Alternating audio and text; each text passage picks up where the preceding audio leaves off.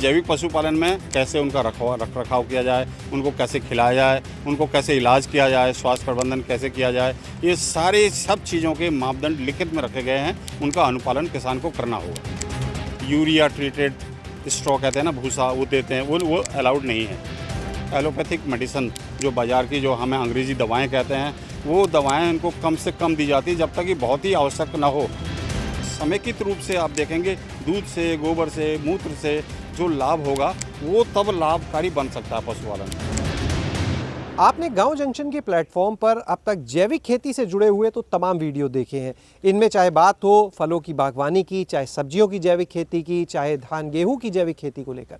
लेकिन आज के इस वीडियो में हम बात करने वाले हैं जैविक पशुपालन की, यानी ऑर्गेनिक एनिमल हस्बेंड्री।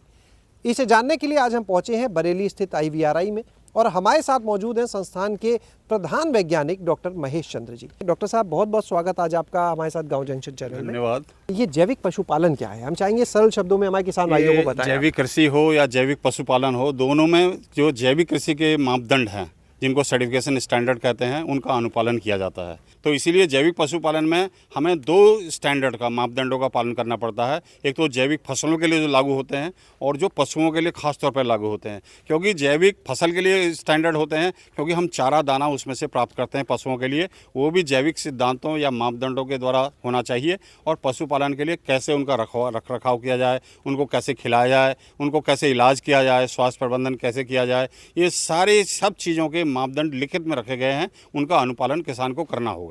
सर, ये मापदंड क्या है, ये भी बताएं। देखिए, मापदंड क्या है कि आपको किस नस्ल का, किस प्रजाति का रखा है, इसमें तो कोई प्रॉब्लम नहीं है। आप किसी भी प्रजाति का, किसी भी नस्ल का रख सकते हैं कोई पशु। लेकिन ये हमारे जो लोकल वैरायटी ब्रीड्स होती हैं, हमारे जो देसी नस्ल के पशु होते हैं, वो जैविक कृषि में उनका प्रदर्शन अच्छा रहा है। उसके बाद आता है कि खान पान कैसे किया जाए। तो खान पान में हमें जैसे यूरिया ट्रीटेड स्ट्रॉ कहते हैं ना, भूसा वो देते हैं, वो अलाउड नहीं है। यानी कि उन्हीं रसायनों का उसमें प्रतिबंधित है। आप अपने जो शुद्ध चारा उत्पादित है, जिसमें रसायनों का उपयोग नहीं किया गया है, ऐसा चारा दीजिए। और बाज़ार से उपलब्ध जिसमें एंटीबायोटिक या उस तरह की चीज़ें मिली होती हैं, रासायनिक चीज़ें मिली होती हैं, ऐसा दाना नहीं देना चाहिए। रख रखाव के लिए बाड़ा ऐसा होना चाहिए, साफ़ सुथरा होना चाहिए। और इसमें आवश्यक एक प्रति, जैसे गाय के या सांड के या किसी प्रति बकरी के लिए जितना क्षेत्र की आवश्यकता होती है हमारे कन्वेंशनल पशुपालन में, उससे लगभग 1.5 गुना ज़्यादा देना पड़ता है स्पेस इसमें, ताकि वो घूमने, दाएं बाएं घूमने में अपना जो है वो अपना उनको परेशानी ना हो। और उनके लिए चरने की व्यवस्था भी होनी चाहिए। और औषधि की जहाँ तक बात है, एलोपैथिक मेडिसिन जो बाज़ार की जो हमें अंग्रेज़ी दवाएं कहते हैं, वो दवाएं इनको कम से कम दी जाती जब तक कि बहुत ही आवश्यक ना हो और पशु चिकित्सक कहे कि अब कोई चारा नहीं है, अब आप ये दवा दे दीजिए। कोई पशु दर्द से तड़क रहा है तो दर्द का निवारक दवा यदि एलोपैथिक है, लेकिन आपको लिखित में हिसाब रखना पड़ेगा, ये दवा हमने पशु चिकित्सक के कहने पे दी है।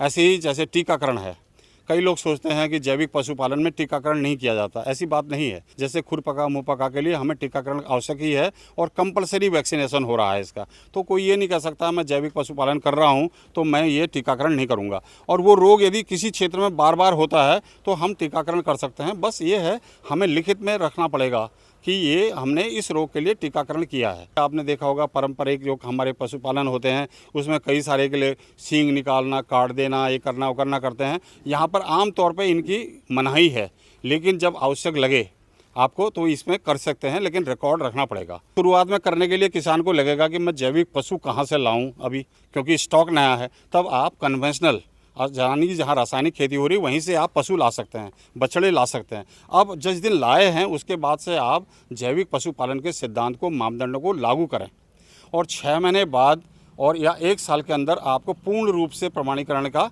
दर्जा मिल जाएगा कि आप जैविक पशुपालन कर रहे हैं। प्रमाणीकरण संस्था आपको वो प्रमाण पत्र दे देगी कि आप जैविक पशुपालन कर रहे हैं 1 साल के बाद। उसके बाद जो माल बेचना चाहेंगे, जैसे दूध बेचना चाहें, दूध या घी बना हुआ या मक्खन बना हुआ बेचना चाहें, तो उसके प्रमाणीकरण सरकार प्रमाण पत्र देगी।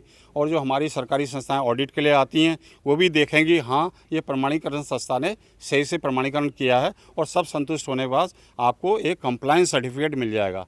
सर ये प्रमाणीकरण होता कैसे, मतलब कहाँ आवेदन करना होता है, जैसे- कौन सी संस्था है? जैसे हमारे देश में 41 संस्थाएं हैं लगभग, ये घटते बढ़ते रहती हैं थोड़ा बहुत, जो जैविक कृषि को प्रमाणीकृत करती हैं। वो देश भर में फैली हुई हैं। उनमें से 8 या 9 ऐसी संस्थाएं हैं, उन्हीं में से 8-9 को जैविक पशुपालन का प्रमाणित करने का भी उनको मिला हुआ है, सर्टिफिकेट, प्रमाण पत्र मिला हुआ है। तो किसान को यदि उनसे संपर्क करना पड़ेगा, मैं जैविक पशुपालन करना चाहता हूँ, वो आकर आपके उसको देखेंगे, पशुओं की स्थिति देखेंगे, आपकी खेती स्थिति देखेंगे और आपसे रिकॉर्ड बताएंगे और आपको गाइडेंस भी देंगे आपको क्या करना है। उसके बाद आप उनके क्लाइंट बन जाएंगे, वो आपको देखते रहेंगे, सलाह देंगे, आप उसी हिसाब से करेंगे तो आपको सर्टिफिकेट दे। तो उन जो 8-9 संस्थाएं हैं आपको मालूम करना पड़ेगा। ये हमारा NPOP जहाँ से एपीडा नाम की संस्था भारत सरकार की है, वहाँ पर आपको रजिस्ट्रेशन करवाना पड़ेगा और उसको ट्रेसनेट में आपके सारे रिकॉर्ड कंप्यूटर से मेंटेन होंगे। ये इस गांव का ये किसान जैविक कृषि कर रहा है, जैविक पशुपालन कर रहा है, उसको रिकॉर्ड कर लिया जाएगा। उसके बाद आपके सारे रिकॉर्ड जो कंप्यूटर में मेंटेन किए जाएंगे कि कितनी खेती है, कितने पशु हैं, कब से ये शुरू किया, और तब सारे आंकड़े उसमें रहेंगे। ये एक कंप्यूटर आधारित प्रक्रिया है जो प्रमाणीकरण है। इसमें कोई भी मौखिक नहीं चलता, हर चीज़ लिखित में रखनी पड़ेगी किसान को, और प्रमाणीकरण संस्था संतुष्ट होगी तभी प्रमाण पत्र देगी। और वो प्रमाणीकरण संस्था के बाद भी एपीडा की जो ऑडिटर्स आते हैं वो भी देखेंगे कि प्रमाणीकरण संस्था ने सही से काम किया है कि नहीं किया है। किसान जैविक पशुपालन की तरफ आते हैं, उन्हें फ़ायदा कैसे क्या होगा? पशुपालन के क्षेत्र में लोग मिलावट से काफ़ी परेशान हैं। दूध में मिलावट रहती है, उसमें पानी मिला देते हैं, कई लोग तो केमिकल भी मिला देते हैं। तो लोग इसलिए सोच रहे हैं कि जब जैविक दूध होगा, जैविक उत्पादन होगा, जैविक पशुपालक के पास से होगा, वो शुद्धता की कुछ उम्मीद करते हैं। तो इसलिए हो सकता है उनको ग्राहक मिल जाए। मार्केट को तलाशना, बाजार का अध्ययन करना बहुत ही ज़रूरी है, तभी उसको लाभ होगा। एक साधारण कहीं से कोई दूध ले रहा है या घी ले रहा है, पनीर ले रहा है, एक जैविक पशुपालन वाले से कितना उसको मूल्य में ये अंतर तो ऐसा है कि किसान और जो खरीदार है उनके बीच में जो है कि किस तरह की अंडरस्टैंडिंग बनती है। कई बार कोई मुनाफा 150% या 200% भी ले रहे हैं। जब पूरी तरह से जैविक खेती कर रहे हैं, बाजार से चारा नहीं ला रहे, यानी बाजार पे निर्भरता कम है, तो लागत भी पशुपालन की कम होगी किसान की? जी ऐसा ज़रूर ऐसा होगा। और मैं दूसरी बात ये बताना चाहता हूँ किसानों को, केवल आप ये मत सोचिए यदि आपने डेयरी कर रखा है तो केवल दूध से ही लाभ लेंगे। उसके अलावा जो दूसरी चीज़ हैं उसके भी उत्पाद बनते हैं। जब आप इन सब चीज़ के उत्पाद बनाएंगे, जैसे गोबर से आपने वर्मी कंपोस्ट बना लिया और जो उसका जो मूत्र है उससे भी आपके वो भी बिक जा रहा है आजकल, आप उनके कई सारे प्रोडक्ट बना सकते हैं। तो सामूहिक रूप से, समेकित रूप से आप देखेंगे दूध से, गोबर से, मूत्र से जो लाभ होगा वो तब लाभकारी बन सकता है पशुपालन। आप सोचिए गोबर से बहुत सी चीज़ें बना सकते हैं आप, गोबर की बहुत सारी चीज़ें बाज़ार में उपलब्ध हो रहे हैं। आप देखिए क्या क्या चीज़ बना रहे हैं लोग। अब तो ये भी बना रहे हैं गोबर से पेपर कैसे बनाया जा सकता है, तो उसे पेपर बनाने की तरफ भी लोग बढ़ रहे हैं। तो आप जितनी भी गौशालाएं हैं वो इस एरिया में इस क्षेत्र में बड़ी तेज़ी से काम कर रही हैं। आने वाले समय में आप देखेंगे दूध से ज़्यादा कहीं गुना ज़्यादा लाभ ऐसी जो देसी पशुपालन या कर रहे हैं लोग, गौमूत्र से, उससे गोबर से कई सारी चीज़ें फ़ायदा उठा रहे हैं। सर, जो लोग आज आपको सुन रहे थे, एक नई चीज़ के बारे में उनको जानकारी आज यहाँ मिली है, अगर और कुछ जानना चाहे तो वो कहाँ संपर्क कर सकते हैं इस दिशा में आगे बढ़ने इसके लिए मैं तो बोलूँगा कई सारे जो हमारा राष्ट्रीय जैविक और प्राकृतिक खेती केंद्र है गाजियाबाद में, वहाँ तरह तरह के प्रशिक्षण होते रहते हैं, उनके संपर्क में रहें।